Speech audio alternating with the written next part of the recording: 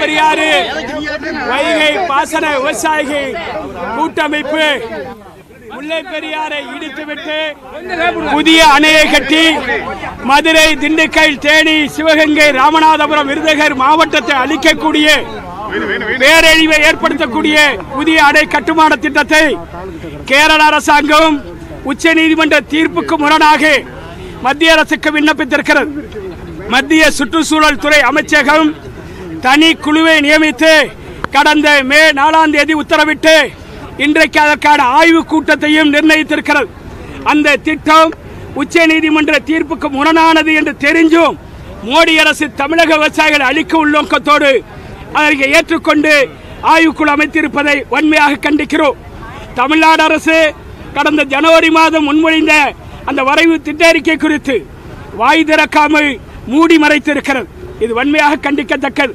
இன்றைக்கு நடைபெற இருந்த கூட்டம், இன்றைக்கு அந்த கூட்டத்துக்கு எதிராக மதுரையில் விவசாயிகள் ஒன்றுபடுவதை அறிந்து இன்று காலையில் கூட்டம் ஒத்திவைக்கப்பட்டிருக்கிறது.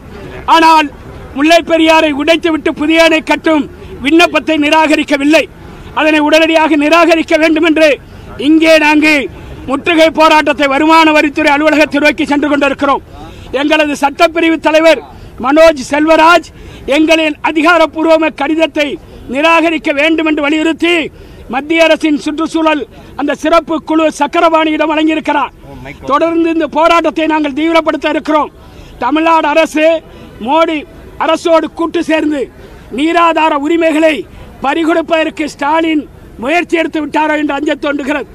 உச்சநீதிமன்றம் தீர்ப்பளித்து 2022 152 அடி கொள்ளளவை உயர்த்துவதற்கு கேரளம் அனைத்து அனுமதிகளையும் கொடுக்க வேண்டும். முல்லை பெரியாறு அணைக்கு சென்று வர அன்னை படகு இயக்க வேண்டும். மின்சார இணைப்பு வழங்க வேண்டும். படகுகளுக்கு அனுமதியோடு பொறியாளர்கள் தாங்கள் விருப்பத்திற்கு அணைகள் நீர் நிர்வாக முறைகளை கண்காணிக்க சென்று வர அனுமதிக்க வேண்டும். காவல்துறை அத்துமீறி கட்டுப்பாடுகளை விதிப்பதை அனுமதிக்க கூடாது. காவல்துறை அனுமதிக்க மறுப்பதால் பொறியாளர்கள் சென்று வரவில்லை. அங்கே மரங்கள் வெட்டப்பட அனுமதி கொடுத்திருக்கிறது. பராமரிப்பு பணிகளை, கட்டுமான பொருட்களை கொண்டு செல்வதற்கு அனுமதிக்க வேண்டும் என்று உத்தரவிட்டிருக்கிறது. 2 ஆண்டுகள் கடந்த நிலையிலும் திமுக அரசு எந்த நடவடிக்கைகளை மேற்கொள்ளவில்லை. 142 அடி அதிமுக ஆட்சி கால வரையிலும் உயர்த்தப்பட்டு மதுரை மண்டல மக்கள் பயன்படுத்தி வந்தார்கள். திமுக அரசு பொறுப்பேற்றது முதல் ரூல் கர் முறை என்பதை ஏற்றுக்கொண்டு அணையை திறக்கிற அதிகாரத்தை கூட கேரளாவிடம் பறிகொடுத்து விட்டது. கேரள அரசாங்கமும் அமைச்சர்களும் அத்துமீறி அணைக்குள் நுழைந்து அவ்வப்போது தண்ணீரை திறந்து விடுகிறார்கள். இன்றைக்கு இடிப்பதற்கும் துணிந்து விட்டார்கள். எனவே மத்திய அரசு தொழில் பாதுகாப்பு படையை வழங்க வேண்டும். உடனடியாக சட்டவிரோத அணை கட்டுமான நடவடிக்கைக்கு தடை விதிக்க வேண்டும், நிராகரித்திட வேண்டும்.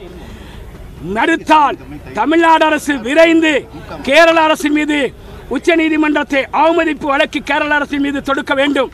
அரசியல் அணி என்கிற வேறால் கேரள அரசின் தமிழருக்கு விரோத நடவடிக்கைகளை துணை போகக்கூடாது. திமுக மோடி அரசோடு துணை போவதை கைவிட்டு பகிரங்கமாக எதிர்ப்பதற்கு முன்னாள் முதலமைச்சர் அம்மையார் ஜெயலலிதா வழியை ஸ்டாலின் பின்பற்ற வேண்டும். நீராதார உரிமைகளில் அவர் எடுத்த சட்ட நடவடிக்கைகளை ஸ்டாலின் பின்பற்ற வேண்டும். அவர் பெற்றுத்தந்த உரிமைகளை பறிகொடுப்பதை அனுமதிக்க கூடாது என்று வலியுறுத்திதான் இந்த போராட்டத்தை தீவிரப்படுத்தியிருக்கிறோம்.